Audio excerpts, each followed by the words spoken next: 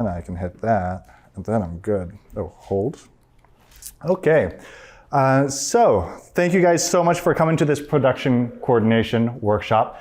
My name is Wednesday Klevisha, they, them pronouns. I'm a media specialist here at LTC. I work in the community department. So I work with our interns, volunteers, our community members to get used to the technology that we have and to train them to become independent in producing their various projects. So this is a production coordination workshop, which means that we will be covering sort of this part of production, mostly pre-production, right? And this is a very reductive sort of progress of what most productions look like. You have your pre-production phase, which is planning. It's figuring things out. It's conceptualizing. It's coordinating your resources, obtaining your crew, securing your locations, and really just setting yourself up so that you have everything that you need to go forward. Also, if anyone wants these slides afterwards, I can also email them to you. So if you're not like a furious note taker, don't feel the need to. And then production is simply just executing the plan that you made, right? So ideally, like when you're doing something like this, most of the labor should be in this initial phase. And a lot of people have voiced that they aren't totally confident. Hey, yo, come on in. Confident in the production process, and this is a great course for that. And I think the reason why I wanted to focus on this is because it's like one of the more mystical, opaque parts of the process. It's not obvious how to do it. And I think that we have an idea that it looks like a specific thing, right? And I want to sort of dismantle that because it can look like a lot of different things and has been historically. We're gonna touch a little bit on production, but down the line, I do want you to be aware of like after you produce your thing, if it's an event, it sort of stops at production, right? You know, the event happens, it's done. Perhaps there's some reflection or you disseminate like pictures on social media afterwards to commemorate what's happening. But if this is a media production, like you're producing a show, then there is post-production, which includes editing all your footage, your assets, ADR, reshoots, special effects, music, lots of things that that are just down the line.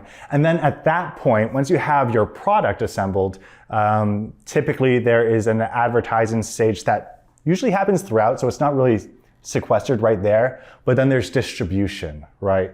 Getting your story to others. And I think it's important to recognize distribution as an essential part of making things, because usually when we are working on a project, it's with the intent of not just sheerly expressing it, but also sharing it, right? We want it to connect to others, people, whether it's just one other people, you're making a project for someone you love very much, or you're doing it for your community, or a specific demographic, or this or that, right? But we'll be primarily in this first block here.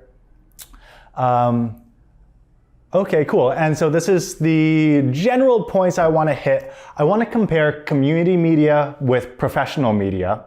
And the distinctions between those two modes of creating.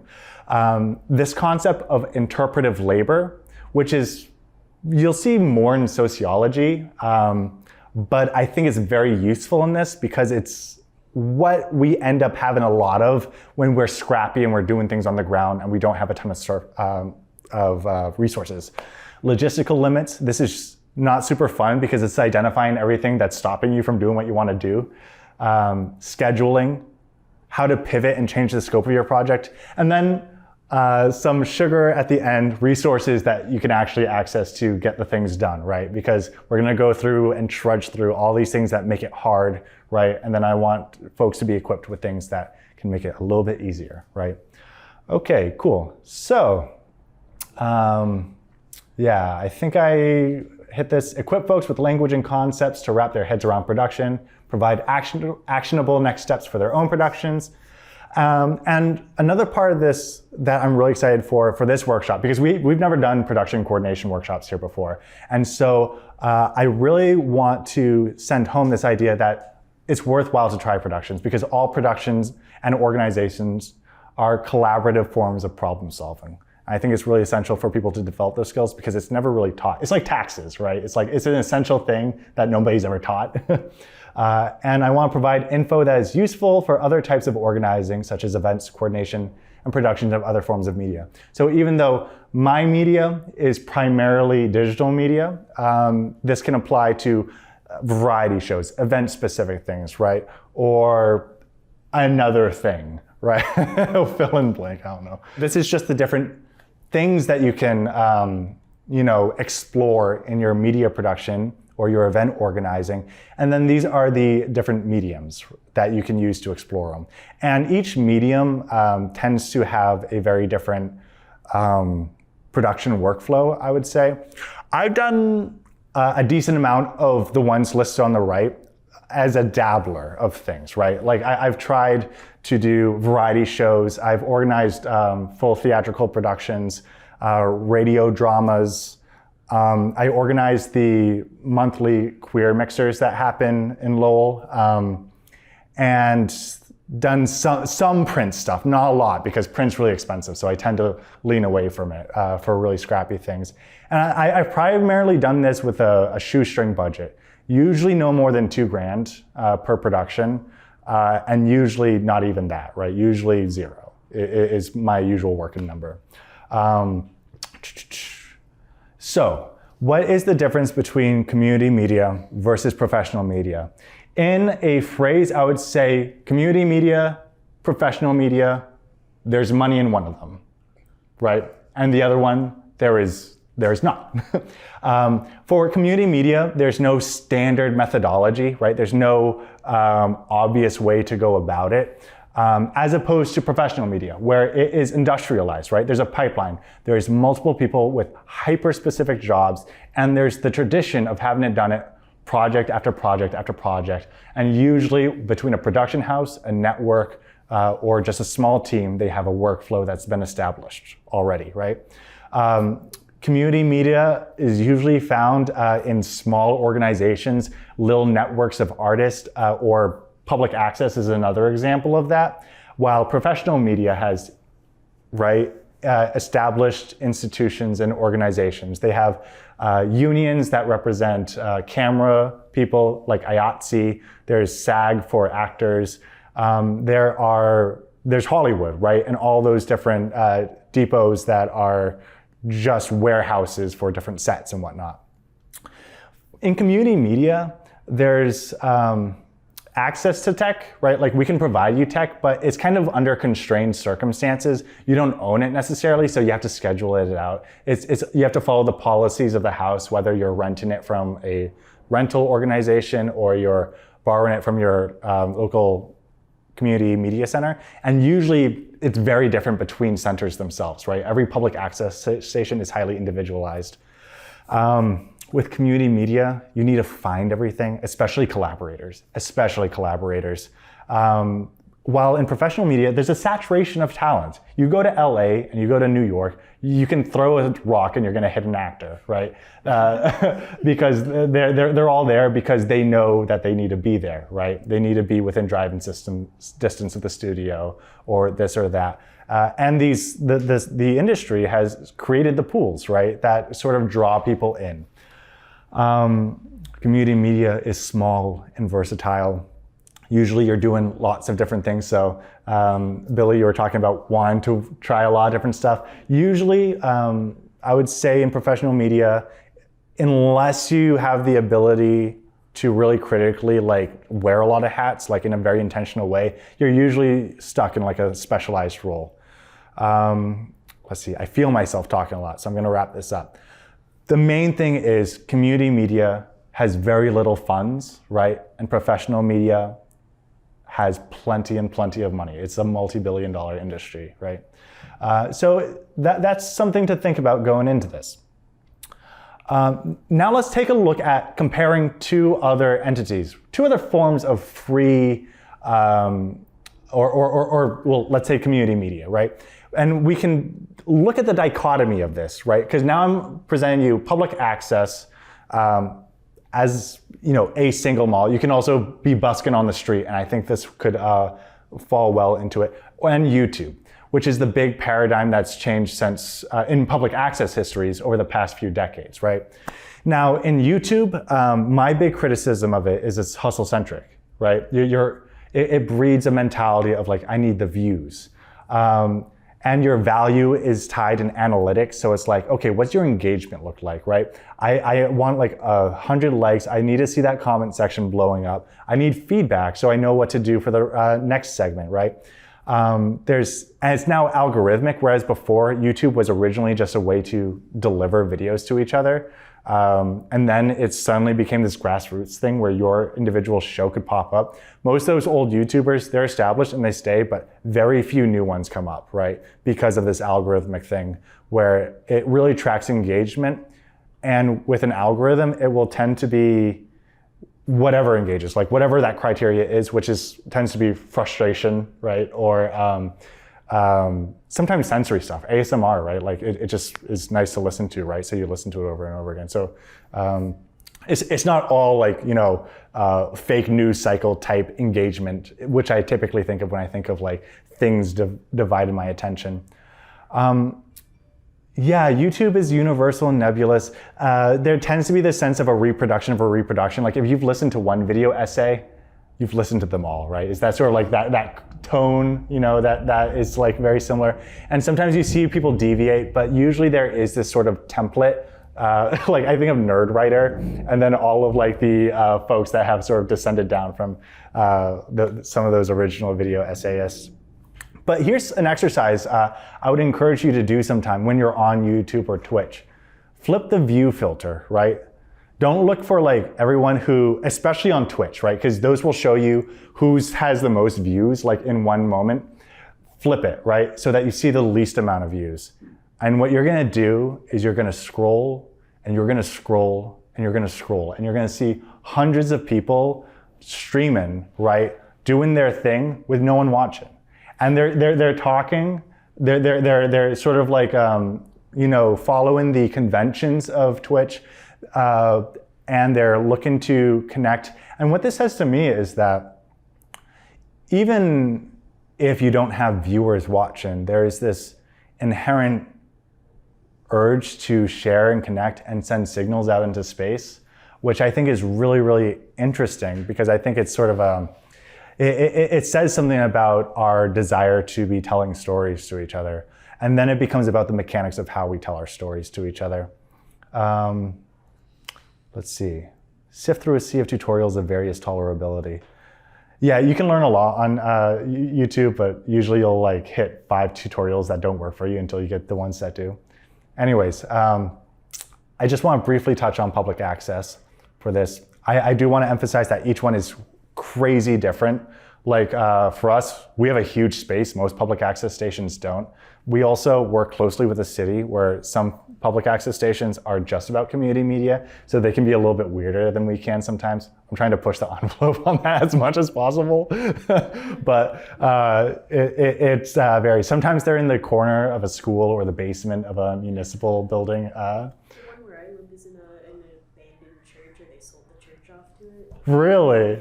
Yeah. That sounds kind of interesting, though. It's really weird. They took the steeple off. Well, what? Stoneham Public Access. Stoneham. Okay, gotta do a site visit there. Excellent. Yeah, and so they really are very, very different. And I've been doing site visits to each of them, and they're wild. So if you're not from the area, or you have another place that you go to, right? Like, and you're trying to produce a video while you're at your hometown, or you're across the, ways, like pop in, see what their policies are, see if you can take out a camera, and see what you can do. But the reason public access stations were founded to begin with is because in the beginning, right, I suppose originally it was to get information out to people in really isolated mountainous regions where they couldn't do typical cable programming. And then the rest of the legislation that happened that sort of brings it to us to where it is now happened in the 70s, before there was a lot of those Reaganomics, and it was sort of like at the end of the New Deal era. And so it's this really weird mechanism in which the major cable providers of that city or town need to provide a certain percent of the profits to that city, which then gets redistributed to entities like this. And our purpose is to, it depends on the specific contract of the city, but generally speaking, all PEG stations usually agree that it's about bringing access to technology to people and elevating our community's voices, right? So that the only things that aren't being disseminated is I Love Lucy, right? Like they were the only ones who could produce at the time. And it's like, let's get some other things going on. And then from that, you get absolutely wild results, right?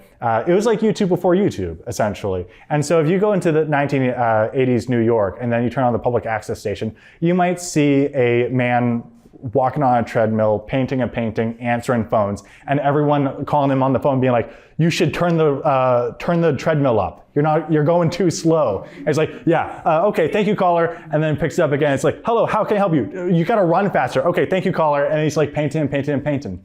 An absolutely wild form of expression. And Can they save those or no? what's that, save it, like archiving them? Yeah. There, you can find some of them. I found this one online, and not all of them are. Like, we don't necessarily archive all of our member shows, but we have city council meetings from like 1991, for example. Awesome. Yeah, and that's absolutely wild. You can see some of the politicians who are in the city now, like 30 years ago, and go into that. Yeah. Very recently, I saw through your LTC's YouTube about the 30-year enroll, and it had like from 1987. Yeah. This specific institution, not in this space, but LTC was originally just a private TV company, and then it was bought out, or I don't know, I forget how the property got exchanged, but it turned into a public access station from that. So it was originally like Lowell Cable, and at the time it was a really, really exciting thing. Like people would like whisper to each other, it's like, I hear Lowell's doing video now, you know? Which is like an absolutely wild thing to think about, like at this point where it's like, oh yeah, I could do it from my phone, like who cares, you know? But it was really exciting, you know? And Lowell itself is a very interesting cultural place. Like WML had like the Pixies came from like UMass Amherst, but they played over there, you know, that was like a really big deal. I talked to some folks about the music scene back then, and oddly enough, there's like, even though I was talking to a beat poet the other day, they're like, I'm surprised there's not a beat scene here. But it's like, yeah, there's not, but there is oddly enough like a huge noise scene, like noise music and such, you know, and there's so much of that. And Lowell, I think, is just so rich with artists, right? And part of my argument in this workshop is that there's so many artists, but rarely do they organize together to produce things. So hopefully this will germinate some of that organizing that I'm talking about. Just to finish up this list of public access things, we're at the confluence of local communities. We have high schoolers here. I work with a team of interns. I work with nonprofits. I just did a PSA for the library. We've worked with MRT before, and very closely with the city. The city's office is, we might actually work a lot closer with them in producing some content, which is a kind of an odd thing. It's weird when downstairs there can be a housing advocacy meeting going on, and then upstairs there's stand-up comedy, you know, or there will be the Downtown Neighborhood Association, and then someone's doing like, I don't know, a podcast about who knows what, you know, and just that juxtaposition in the same space is really, really cool and interesting, right? Confluence of communities. We're focused on expression, but we're a little bit bound by FCC. We're taking a look at that in our policies. There's an in-person dynamic that sometimes you lose with online things.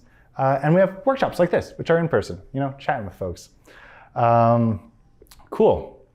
So community media, you have the permission to express, permission to fail, and permission to try. That being said, with these spaces, right, I would say that there is still always the need to be critical of spaces, right? And a lot of times, like, if you're entering a space, like, usually, like, with spaces like this, some of the loudest voice will come in soon and then kind of get entrenched, and sometimes that can make the space, like, less accessible for others. So throughout this, like, I don't want to romanticize public access, right? Like, there's lots of things to still navigate, and such as advocating for yourself and trying to carve out like a spot and a space. Like, I'll give you an example. We were talking about teaching Khmer languages, right? I forget how long ago. I was just talking to my colleague about this. Maybe it was like 10 years ago or 15 years ago. There was someone who was producing a Khmer language show here. And then someone came in saying, you shouldn't be doing that stuff. You should speak English here, right? And then that person stopped producing their show, right? And so like that made me really angry because I wish I could have been there to, well, I mean, who knows what like I could have actually done, right? Romanticizing that aspect. But still, right, like this sense of making space for yourself, your community, while also not being an asshole, for example. You know, it was kind of like teetering that line. Okay, cool. Tales of trying, another a prompt for our audience today. Tell us about a time you tried to pull off a production and it fell apart. Here's a fun thing, identify the point of friction. This isn't necessarily an invitation to talk shit about a specific person. So that's not exactly the prompt, but I want you to identify something that you try to do, and it can be small, it can be something you just try to do yourself, right? It doesn't necessarily need to be a collaboration, and something fell apart. I'll give you an example. The other day, I was doing a devised comedy piece with some improv actors that I know. And the idea was to have one of them be Santa Claus, the other was gonna be Santa's administrative elf, and then the interviewer. And so the idea was like, okay, I want you to improv the scene, and then we're gonna keep elements, and then we're gonna improv it again, and then we're gonna do one more iteration, and then I'm just gonna edit it all together and see what I can do. And this was gonna be like styled in a public access show. I recorded it on audio, and we did a few iterations of it, and I was really, really, really happy with the product. I was like, that came together nicely. And then when I went to check on the footage, there was 30 seconds of it, because what happened was the hard drive was full, and it didn't stop the red button that says it's recording. It gives you a small notification in the corner that says disk drive is full. And so like, because like I was scattered, right? I was focusing on a lot of different moving parts. I was like, recording good. This has never failed me before. I trust it. I went in, we did the production for 3 hours, and then came out of it. I was like, we don't have any of the visual footage. However, was able to pivot though, because I collected the audio on a separate device. So I'm gonna try to go back in and make it a podcast. I'm gonna disguise it as an opportunity, but really it was a point of failure on the video part. So I'm not gonna call on anyone. Does anyone have one to offer? Yeah, Mike. Yeah, sure. Just let's quick two-parter. So one recently, so last week I wanted to go see a hip hop group. I like them. I've heard them before. A Little Brother. So I sent them an email, like I sometimes reach out to artists because I don't want to get bagged at the venue, and I don't want there to be friction. Be punny about it. And their admin team wrote to me really quickly and said, Little Brother does not allow audio recording without an existing contract. I said, oh, okay. And I just shelved that. And I didn't even end up going. I bought a ticket and I just ate $30. But another time, this was 2019, it was this big tour for this artist I really like, Chesky. It was his hometown show, and I was like, I definitely want to get footage. I've already spoken to him several times. He's totally okay with me taping it. So I set everything up. I taped second act. I went up into his act, and I had the recorder. It was a small Tascam in my pocket because it was a packed house, and I hadn't quite navigated my way around setting up at shows. Had I done that with the knowledge I have now, I would have either set up at the back and left it alone, or at the front, again, and left it alone. So it was in my pocket, and after about the third song, it got to be really, there was Martian going on. Like it was like that. People were really excited. And what had happened is when I went to check on to make sure that it was recording, since I was the only one recording, I didn't have anybody with me. There's a lock button, and so I had locked it at one point.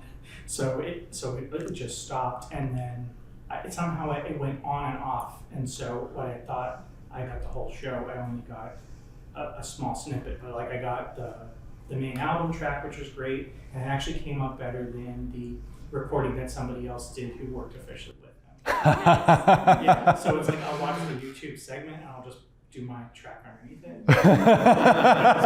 It's much clearer. Yeah, just gotta line it up correctly. Yeah, so that's two different points of friction. Yeah. One starter and one was just gotta check my equipment and just do a little pre-check beforehand. Tale as old as time, that one. Yeah, not hitting record or a recording, like, complication regardless. Yeah. Oh God, trauma.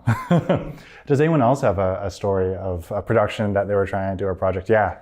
It's not the best of my stories, but a family friend of ours had a wedding, Mm-hmm. They were going to renew their vows.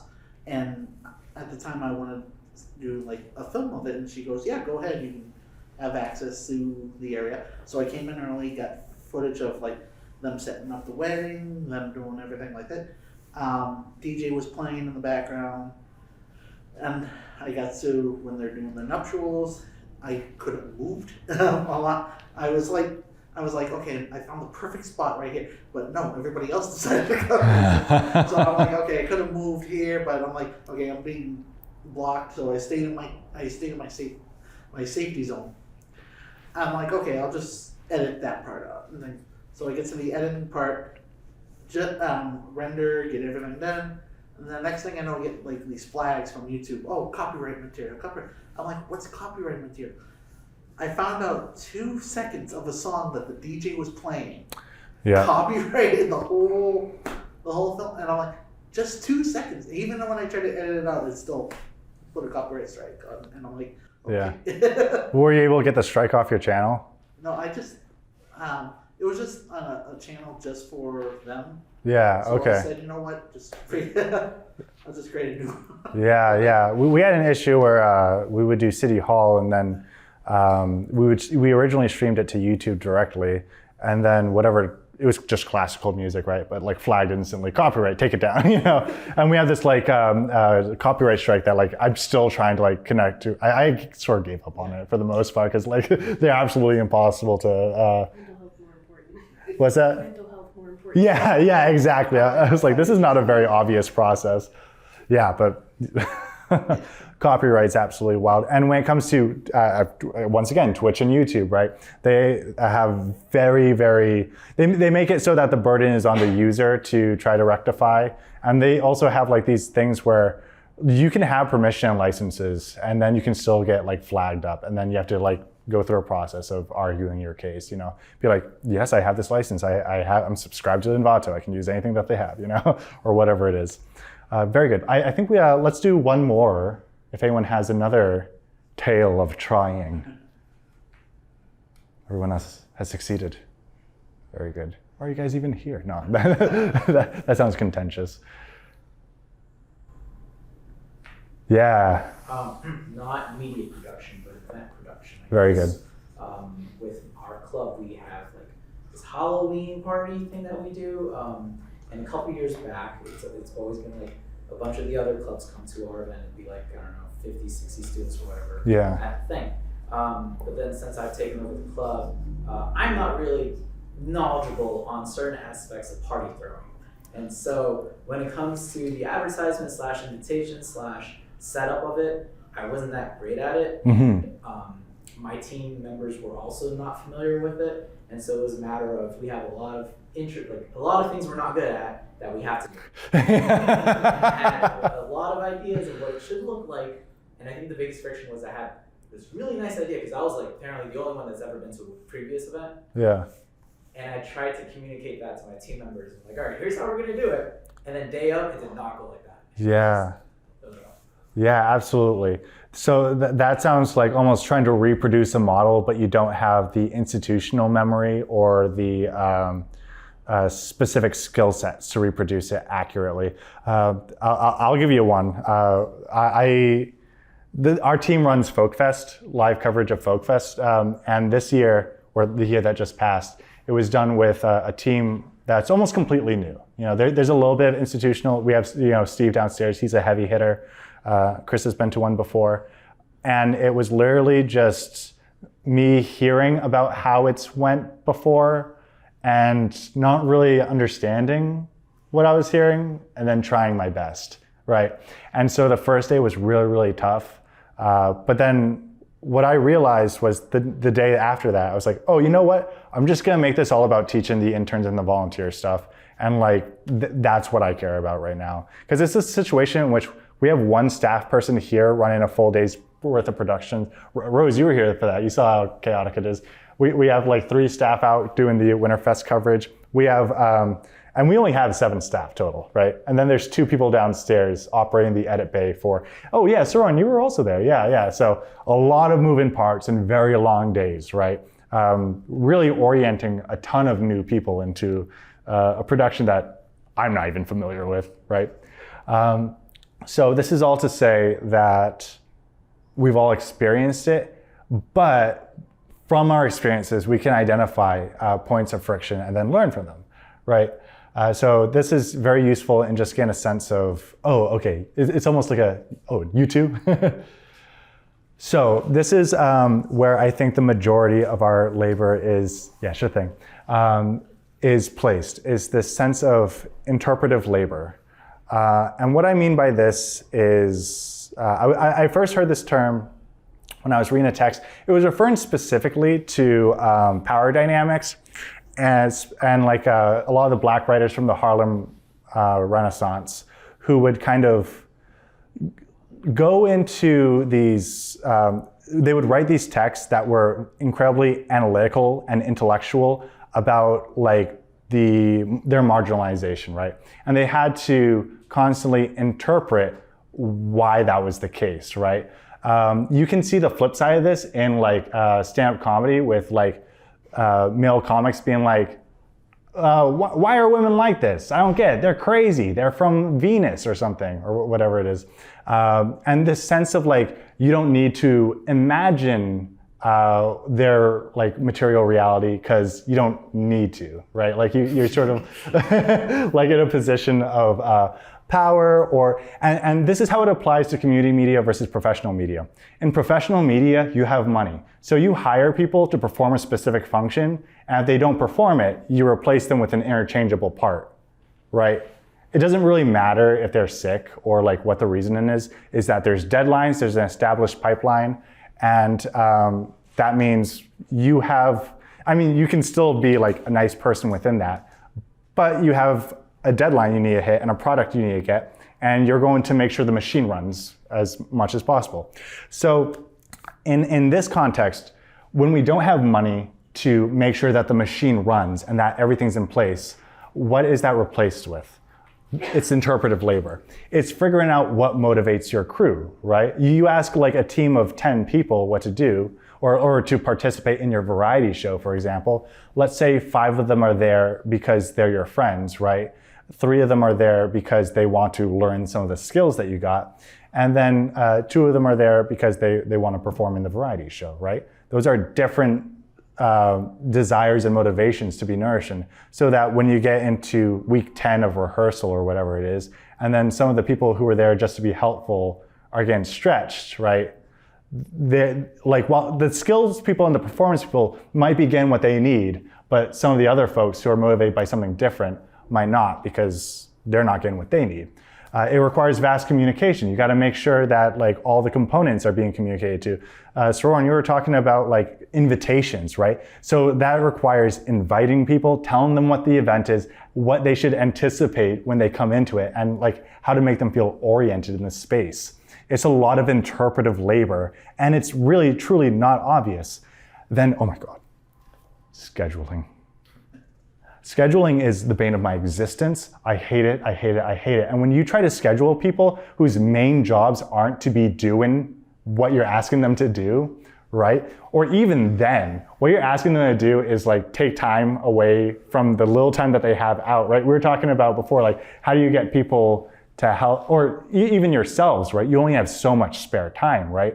And so you ask for people's availabilities and try to get 5 schedules, line them up, and see all the red, right? All the conflicts.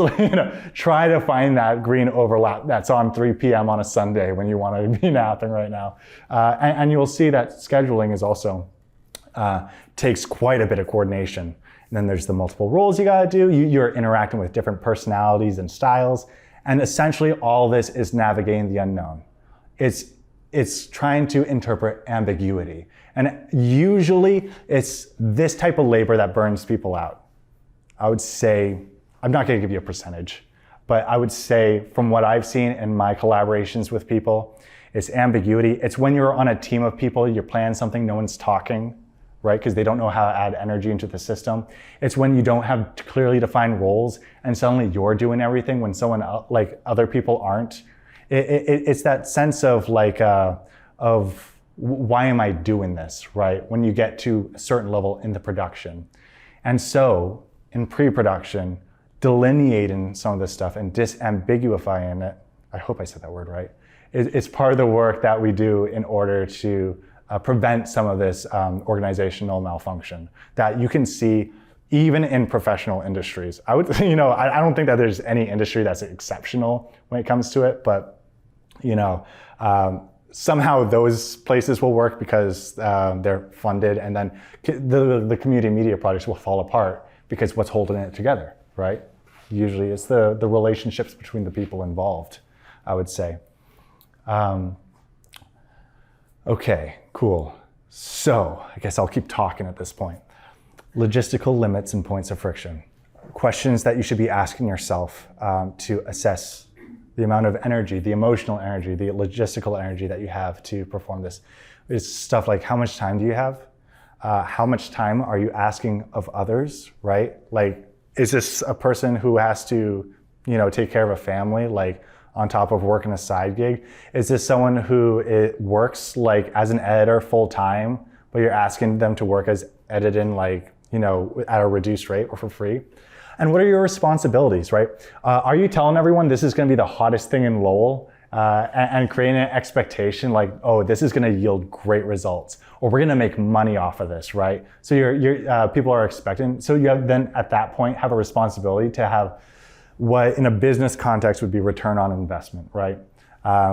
Or just get a sense of like, you're asking your friends to do something like, are you guys still okay, like working on this project, or you need to bow out now because let me know now. Can you invest money and resources, right? For me, I rarely can spend personal capital. I can do like a few hundred, but I really rely on grants to do bigger projects, right? At least a couple thousand. And I'm very, very lucky in which like I work at this place, right? So I can utilize this space here and the technology we have here, and even train my crew with the stuff here and whatnot. But some of you guys probably have like lots of experience. You mentioned that your partner is familiar with tech, right? That's a resource, like someone in your life who is familiar with like these technical things. So it's smooth that part out of the process, right? And what spaces can you access? This is very pertinent for event organizing, is that most space is wild to access. A lot of times if you hit up places like restaurants or halls, you'll get a boilerplate response. I'll give you an example. I was encouraging someone to organize a queer mixer, and they had an idea to have it at a venue. Emailed them immediately, and then they were like, okay, so it's gonna be $500 to rent the night, and then there's an expectation that we make a certain amount on bar money, essentially, right? And then if we don't make that certain amount at the bar, you have to pay the venue an additional $1,000 to cover the bar, right? Those might be rough figures, but it's roughly around there. It was like a potential $1,500 investment for what was essentially a community event, right? Where there wasn't even money being exchanged. That was a boilerplate response. The person went and asked in person. They were like, oh, we just send that out to like whoever asked, like, yeah, you can do your thing here. Wow. Right? This is an instance in which there is a layer of reality and then reality checking, right? It's like, oh, okay, you could stop right there. But it's like, maybe ask, or ask a lot of different places.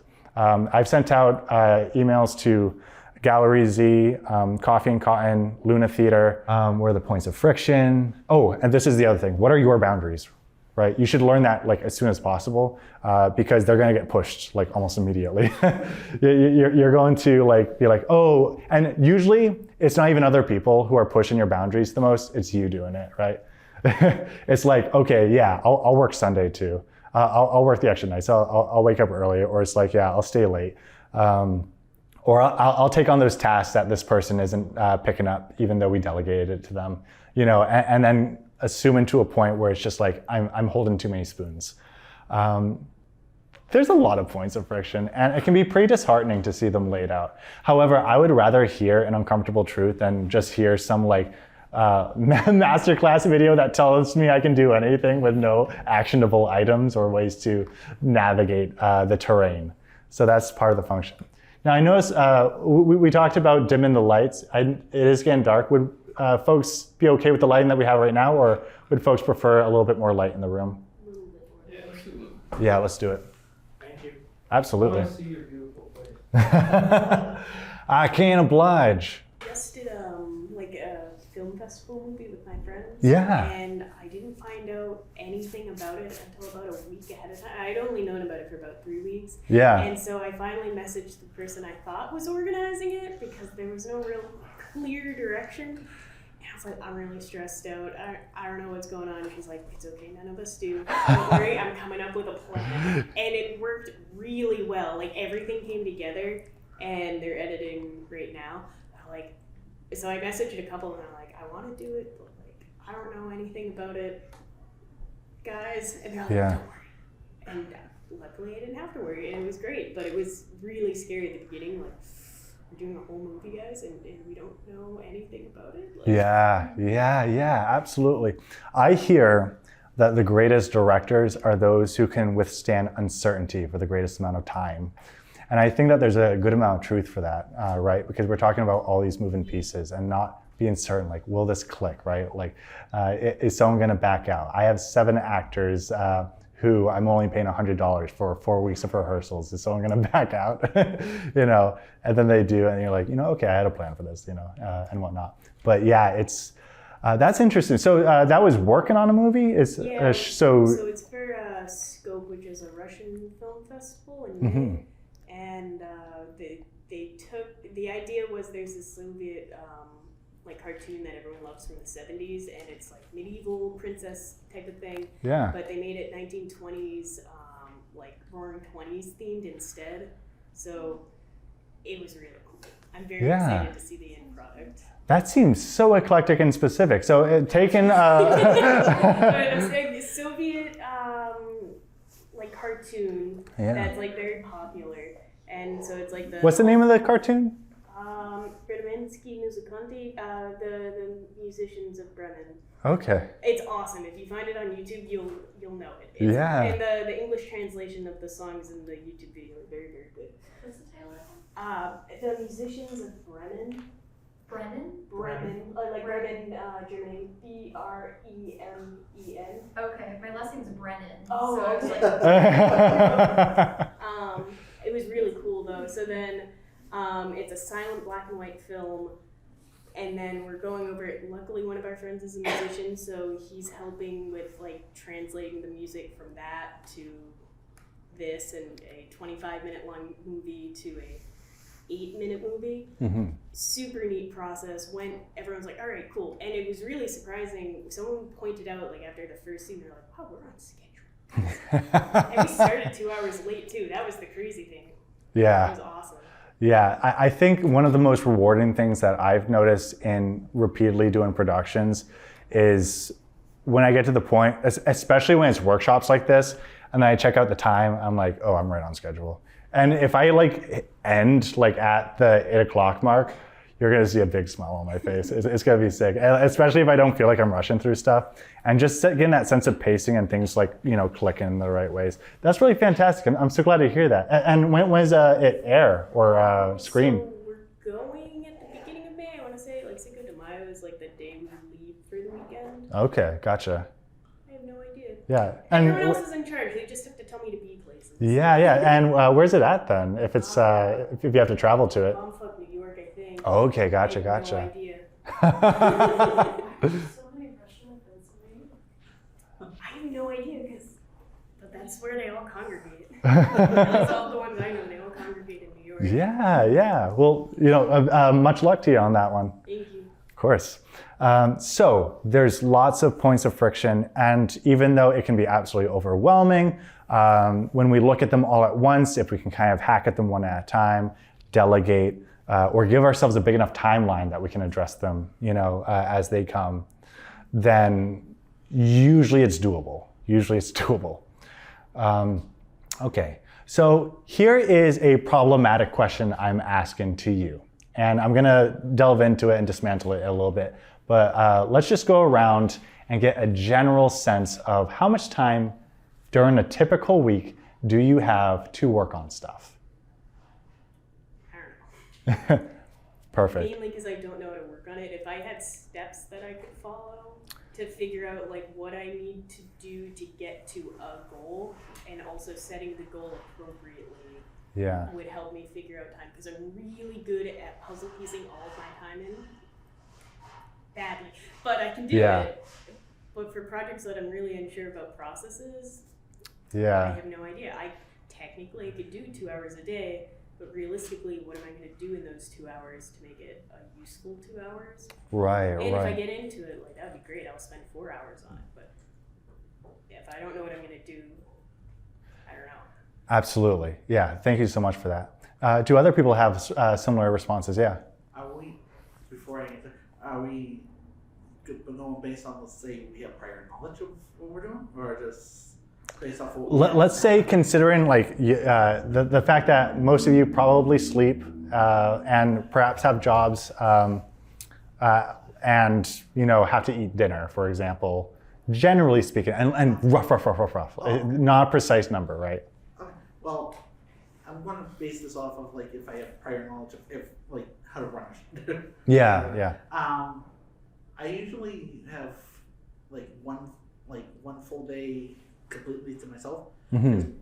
Luckily, I work at a job where I can plan what hours I want to do. So, but like you said, with sleep and everything, I can do it if it's something very important to me. I can do at least 10 hours. Yeah. I would say 10 to 15 hours. Very good. And then let's plan. Yeah, absolutely. Let's see, other folks. So 10 to 15 hours, couple hours a day. So that could be about 10 hours a week, something like that. Do other people have thoughts on how much time they generally have? Yeah.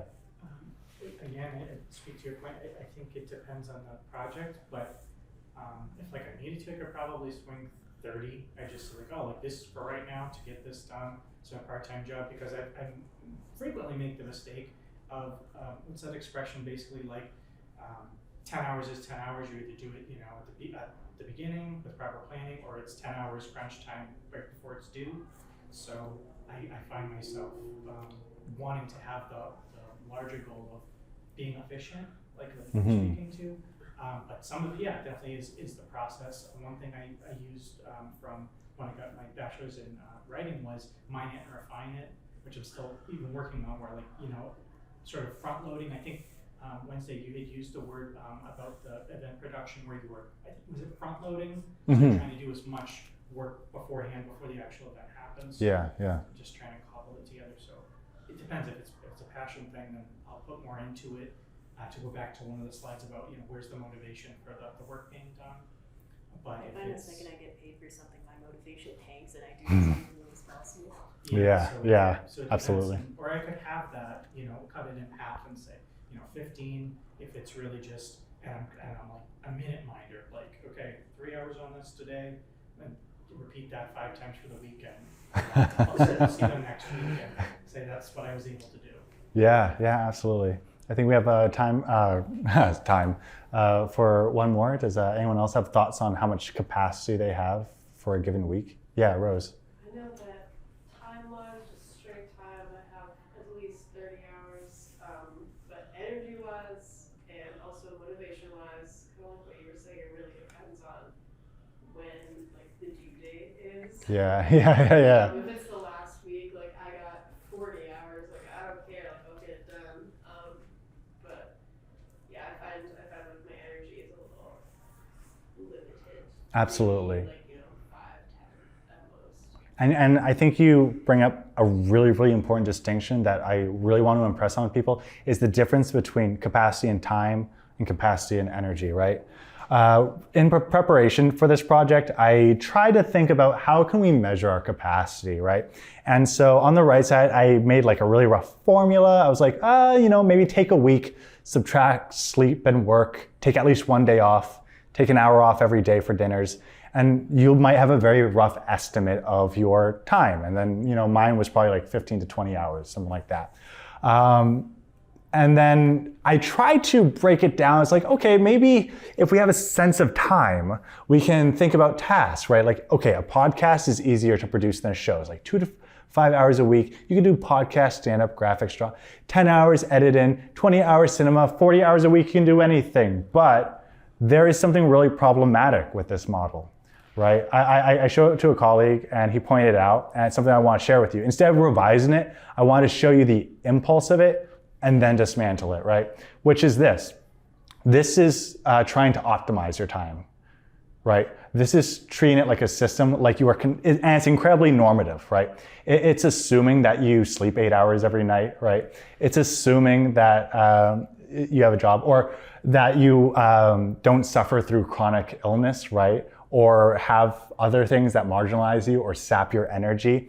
And so I really want to move away from this, and I don't want to be prescriptive, because even if you have 2 hours a week, right? If you want to make a movie, you'll make a movie, right? So we shouldn't even be dividing it by medium.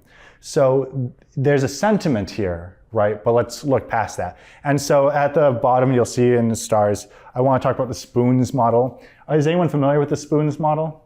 A little bit, yeah? Pardon me, are you calling back from the previous slide where you were like, I don't want to have too many spoons. You don't want to have too many spoons. Yes, yeah. And it's funny enough because it's a phrase I've only heard, actually, am I still recording? Okay, cool. You said that earlier, and then immediately I was like, Jesus Christ, I hope so. But this comes from disability theory, right? In disability theory, there's a woman who created spoons theory. Someone asked her what it was like to live with chronic pain. And she was like, well, I took a bunch of spoons. These are how many spoons I have, right? This is the spoon I use to get my work done. This is the spoon I use for this, for this, for this. And by the end of it, it's like, this is the spoon I have, and I can use this spoon to go out for dinner or make myself a meal, but I have to be very, very intentional about how I use this last spoon because it's the last spoon I have, right? And if I don't have any more spoons, I don't have any more energy, right? The sense of not just measuring in metrics your capacity, but also in very general, like, let's move away from a quantitative model and towards something that is more relevant to your, and this also moves the impetus away from using basic units to apply to everyone and just checking in with yourself. Like, I can't define your capacity, you define your capacity, right? And you don't know other people's capacity. It's something you should sort of ask about in an intentional way. So moving away from this quantitative model and no longer prescribing what equals what, right? Formulas are useful. I think some of us would argue as being enthusiasts of math, but we should be careful about how we apply them to organic life, right? Because it tends to be resistant in many ways. And folks are not interchangeable parts, right? It's such a diversity of bodies and minds. Okay, good. So I want, does anyone have thoughts on capacity? Because I think it's something that folks, I think we always think about optimizing. I want to do everything I can. I want to be my perfect self, and then hit a wall. And then it's like, what's going on? But anyways, any sort of like concluding thoughts before you move on to scheduling? Yeah, Fiona. I personally have no idea how to estimate time, and that just goes with my neurotype. Mm-hmm. But yeah, ADHD things.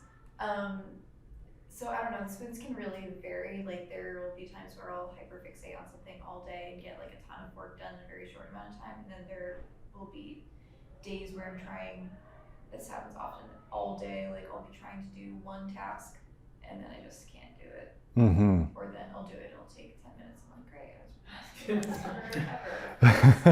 ever. Yeah. Yeah, it can vary. Exactly. And I think it's right. It's kind of a funny thing because we're trying to create ways in which we can measure our capacity and communicate to others or, gauge it. And there isn't a fixed mechanism, and it does fluctuate. Like, there's lots of times in which I feel like the fall and the summer is when I'm my most productive. And the winter, I just like, whatever. It's like, I don't care. Like, I just don't, right? And it's like hard to apply that. There's not really a qualitative way to do that, right? Which is one of the things that's nice about community media is like, you can kind of as a group agree, like, okay, let's maybe not do it today or something like that, or some things have come up, as opposed to like professional media where it's like, that's too bad because you kind of have to or I'm going to fire you, and so there is that degree of comfort and flexibility. as long as it's sort of agreed upon by the group, right? I think group agreements is a really, really healthy practice. And if folks don't know about it, look into it, because I've become very, very fascinated with it, especially looking more into disability literature and such. Like I asked some of those access questions in the beginning. Okay, cool. So moving away from, even though I don't think we should be overly quantitative with how we measure our time and how we measure other people, I do believe in this mantra. I say it all the frickin' time to my interns. If it's not on a calendar, it's not real. It could be a beautiful, I would love if the Merrimack River flowed with lemonade. It would be lovely. It'd be great. When are we going to do it? Put it on a calendar, then I can commit to it. Or I love this idea of a show in which every single week we feature a new person. I think that's incredible. How much time are you asking of me, right? Because if I can't put on a calendar, I can't agree to it. I think that's very much the case here. And this isn't to say that, like, you know, I don't want to be overcorrecting, right, by saying that you should have an exact idea of your schedule. This is more for you to on agree. This is a boundaries thing, right? People are asking you to work on a project, and you have to have information to make that decision, right? A sense of the scope of labor that's being asked of you and when it is. Because even if you're doing a media production is a series of event productions, right? You have a shoot day, you have an edit day, right? You have a day in which things happen and it's regulated and there's multiple people being oriented to it. Those are a series of smaller events that aren't open to the public or something like that, right? Media production is event production. Event production requires calendars, right? And you can make your calendar flexible and robust, right? You can have rain check days. You can have, I want to do something within a 3-month period, right? Like, let's see if we can do it. I'm working on a show right now called The Imposter Syndrome with a collaborator of mine, Jana Cipriano. And at first we were gonna shoot to do the pilot April 1st, so this weekend, essentially. And then we got together and it's like, wanna do it later? It's like, yeah, I wanna do it later. It's like, okay, let's do it later then. So now we're doing it later, and doing the pilot at the very end of May and the rest of episodes very end of April and then the rest of them into May. But if we get to the point, right, like where May starts getting strained, we have a group agreement, right? Okay, we pushed off. This is sort of our expected thing. And then we check in on each other. So it's like, okay, we've reached this point. Do we feel good? And at some point, I would feel comfortable, like, okay, do we need to call this off, pivot, whatever? And the main thing is just getting things on the calendar so that we have we can put holds on the dates and make sure that there's no contradictions. But yeah, if it's not on a calendar, it's not real. So for scheduling for you guys, if you plan on doing a collaboration with other people, there's lots of ways to go about scheduling. I have a very, very broad model that I use almost every time, whether it's trying to schedule the mayor to interview my schedule the mayor to be interviewed by my interns, or the state representative, or you guys being in this space here, which is, well, actually, I guess it doesn't necessarily apply to this specific setting, but I find out the most restrictive schedules first. Usually this is locations, right? It's only open from this time to this time. It has to happen within this time to this time, right? Whether it's like a location for a shoot, like I really want to have this beautiful sunlit pond, right? Well, then you have to do it when the sun's up, right? So that's your restrictive schedule there. Or it could be a person, right? Oh, the mayor's really busy. I gave him a bunch of dates for this month. He picked 5 o'clock for tomorrow. Okay, let's stick to that. And then if other schedules are loose, you can kind of try to have them accommodate, right, the most restrictive schedule. So I find out the most restrictive schedules first, so I can kind of plot out my map and be like, okay, this is my very, very beginning of my scheduling. Then I gather availabilities from people with this restrictive scheduling in mind. So that way I'm not just asking them for everything, I'm asking them everything within a 1-month period. Or what's your availability for next week, right? What's your general availability if it's gonna be a continual project? And then from that point, you get your first level of I always use this, I use doodle poll or when is good for gathering availabilities most of the time. And so those functions will have, it'll be like red if it's incompatible or yellow if there's a lot of like, you know, if I have to, I can do this time. And so like, I'm always just in my head, like looking at this like constellation of colors essentially, and these few modes of overlap, like, you know, it'll be like dark green right here, and right here. And then when you get those dark green or workable points, you can propose dates. And then from that point, you just do what you can, because most of the times it's going back and forth. Someone's like, oh, I forgot I had a thing at this point. It's like, okay, we can adjust. We can move to the second dark green date we proposed. Oh, I have a conflict then too. It's like, okay, well, our most restrictive person and someone that like is, you know, or whatever it is, like this is the only time. So maybe you come back for the next production that we do, right? And you make choices based off of information that you gather. This is very much an information gathering phase. And then I would say whenever possible, maybe get like 1 or 2 people like to be backups. You can just see like, are you available on this date? Like in case something happens, like, oh, generally speaking, yes. It's like, okay, you're the first person I'm gonna call if someone flakes or something like that, you know? So also kind of hedging your bets as well. Let's see, collaborative values. Yeah, this is something that I don't think it's not an obvious conversation to have, because pretty much I've been asking these questions more and more, specifically to artists or musicians who I want to come perform in Lowell. And I'll ask like, what would be nourishing for you, right? Do you need a tip jar? Do you need gas money? Do you want a big crowd so you feel like you're connecting with a lot of people? Or do you want to play with a band that you really respect? You know, what would you find nourishing in performing at a venue? And what are your access needs, right? Like, are you able to drive up to here? Do you need wheelchair access? Is there other things like we talked about earlier in the meeting that you need in order to come through? Right? Because perhaps you're asking someone who has, you know, variable capacity or who has variable spoons to deal with, you know, ask them like, you don't need to be like, what's that like? Or when can I like depend on you? But you can just get a sense of like, oh, okay, this is someone who kind of like might need time. And I know that. And you can like think about how to make your production accessible. Yeah, asking about their availability, how much time they can commit. And then what collaborative styles do you prefer? Now, let's apply this to some specific things, right? I was talking about the improv group that I worked with earlier and doing devised pieces, right? I had a group meeting with them, and then I was like, what do you guys want for this collaboration to feel meaningful? And then one of them was like, well, I produce a lot, so I don't want to produce anything. I don't want to be a producer.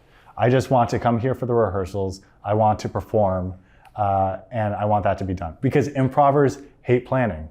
Big surprise, right? They absolutely despise it. And then, you know, you try to set up so the relationship became clear.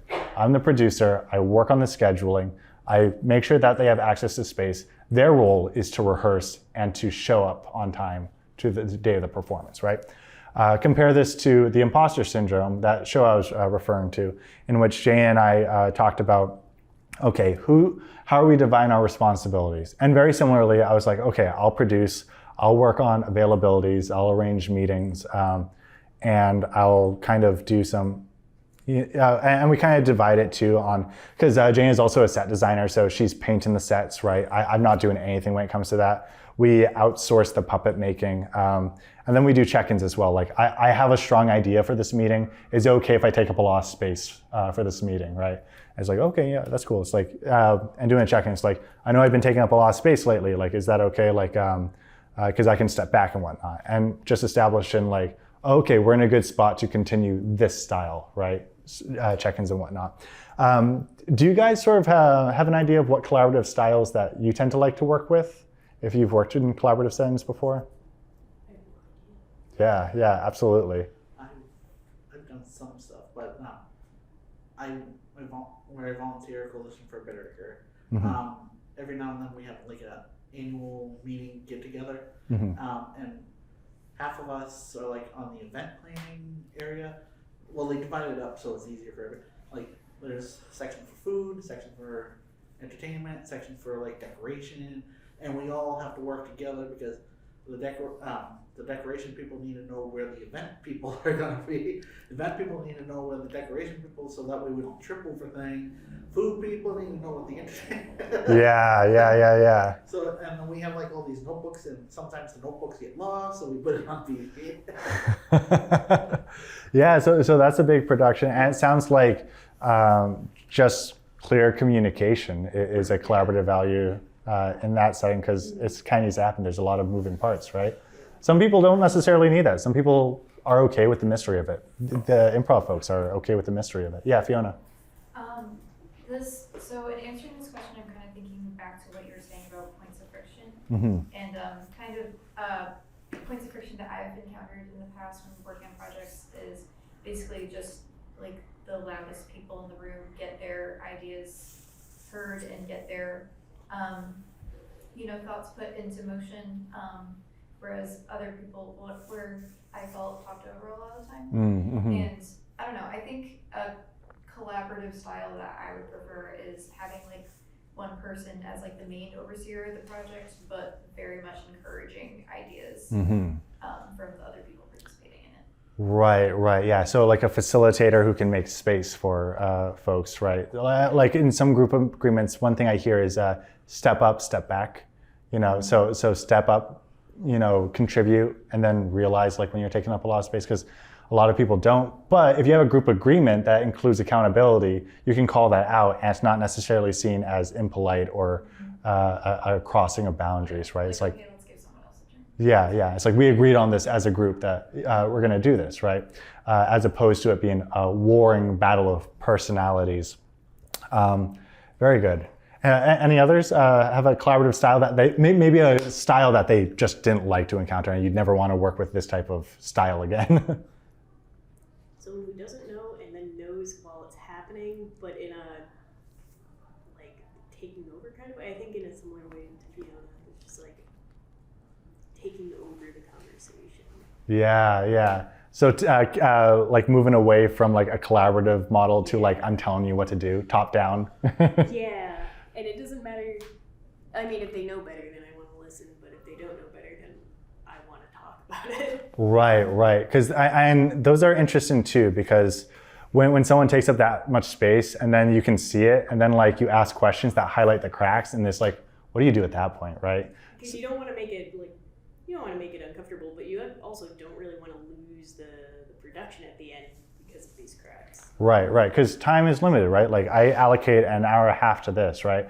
If there was, for example, someone who perhaps is disruptive or something, at some point, like put a boundary on that, because I assume a certain level of,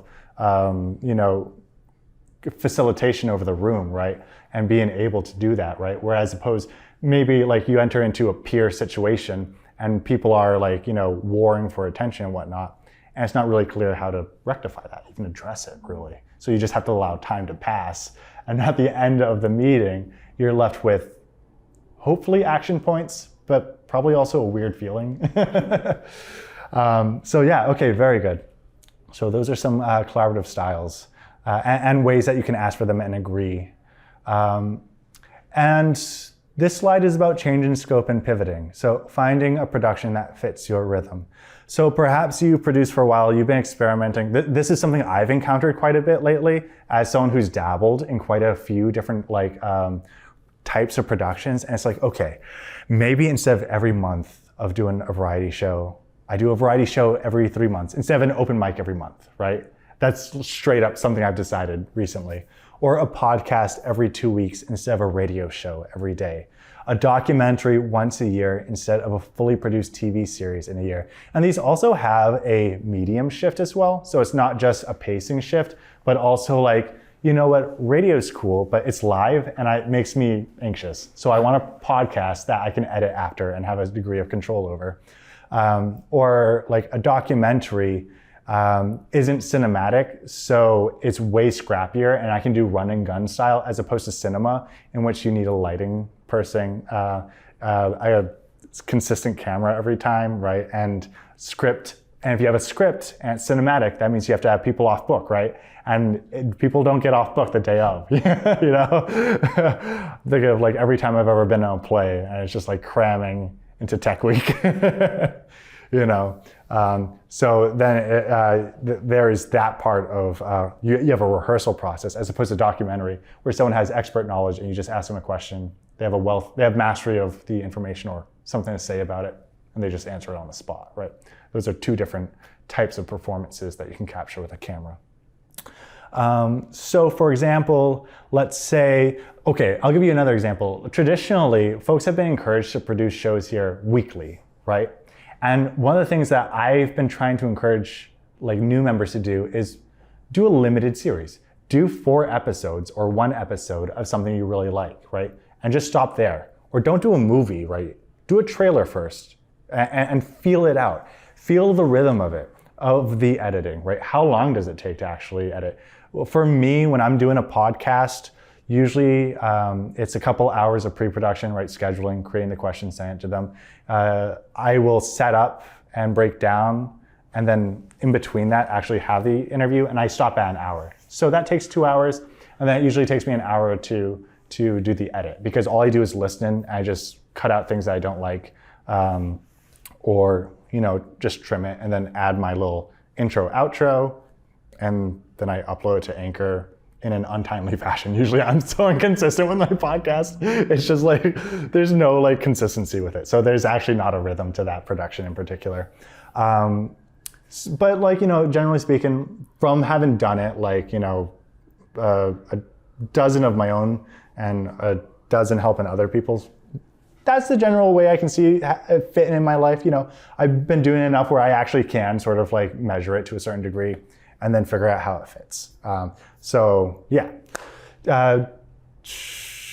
I guess a lot of you guys sound like you're kind of in the beginning of your projects, so I don't presume that folks have too much of an idea on pivoting. Another example of pivoting is like the device piece I did and going from a video product to an audio product, right? That's another way you can do it. And that's a piece of luck, but if it works and it's good, I might do that, because then I eliminate video, I eliminate a whole dimension of production, and it might be a little bit more sustainable for me in the future. Okay. So the last part, we started 5 minutes late, is it okay if I add 5 minutes to the end with you guys? All right, cool. I want to highlight some resources for you guys in starting up your productions. The first one is the Mass Cultural Council. It is one of the least restrictive grant proposal processes that I've encountered. I haven't encountered a lot, but I've had a lot of success with this. I got my first grant, I think in 2020, for a radio drama. So this was during the pandemic and required a lot of pivoting in itself. But it was a 4K grant. It was a reimbursement grant, which means I put the money up front and then got reimbursed a little bit late, but I got the money back from the city.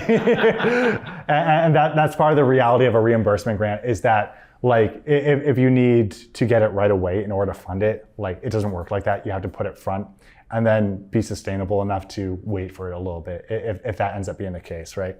Then there's local cultural councils. And this doesn't need to be like just the local cultural council, right? If you like work in one town and live in another, or you heavily like participate in another town, you could apply to all 3 of those cultural councils potentially and just create an argument as to how it benefits those communities. Usually they prefer them to be as community oriented as possible. I think that there's lots of different arguments to be made, and pretty much it's a team of people sort of deciding, so there's not really a formula on how to appeal to them. I mean, broadly speaking, like the more it can feel like it's inclusive, accessible to the community, or in some way, things that come to mind is preservation, or like the argument I always make is like, I want to create projects that support queer artists and that involve them, but that's not always recognized as well. So I would leave it to you to create the argument, but these things are the least restrictive processes. Sometimes they ask you for a budget, and you don't need to have like a straight idea, it's just working figures, right? And I got my first grant for 4K. I didn't get my next two LCC grants, so my local cultural grants didn't go to, but I did get a mass cultural grant for a cultural recovery sector for $5,000. And then I got a 64K grant for LTC. I was going to make it sound like it was for me, but no, it's for work. My goodness, I wouldn't know what to do with 64K. I was like, probably just leave the country or something. But it's quite a bit of cash. And it's really just been, from my experience with that first grant, right? Just playing around. I had no idea what I was doing. I just clumsily went through it and then kind of keep at it like every single year. It's not a huge time suck.